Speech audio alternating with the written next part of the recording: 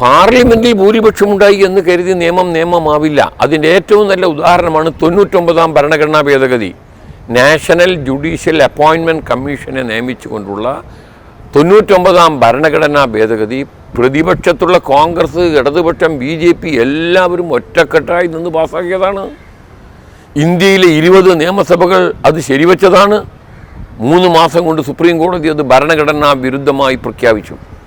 കാരണം നമ്മുടെ ആർട്ടിക്കിൾ 368 അനുസരിച്ച് ഭരണഘടന ഭേദഗതി ചെയ്യാനേ അവകാശമുള്ളൂ, ഭരണഘടന പൊളിച്ചെഴുതാൻ അവകാശമില്ല. അത് പൽക്കിവാല കേശവാനന്ദ ഭാരതി കേസിൽ ഉദാഹരണ സഹിതം പറഞ്ഞതാണ്.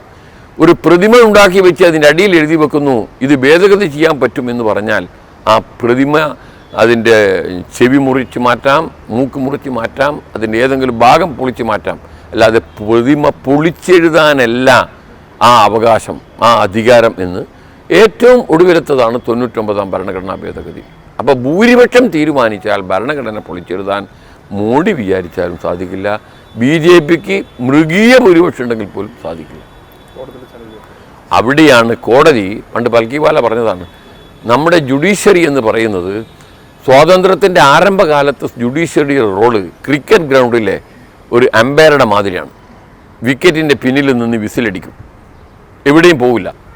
പക്ഷേ കേശവാനന്ദ ഭാരതി കേസ് കഴിഞ്ഞതോടുകൂടി ജുഡീഷ്യറിയുടെ റോള് ശരിക്കും ഒരു ഫുട്ബോൾ ഗ്രൗണ്ടിലെ റഫറിയായി കളിക്കാരുടെ പിന്നാലെ പോയി തെറ്റ് ചെയ്യുമ്പോൾ വിസിലടിക്കുന്ന ഒരു റഫറി നമ്മൾ പിന്നിലുണ്ട്. അത് ഇന്ത്യൻ ജുഡീഷ്യറിയാണ്. ആ റഫറിയുടെ പെനാൽറ്റിക്ക് വേണ്ടി നമുക്ക് കാത്തിരിക്കാം.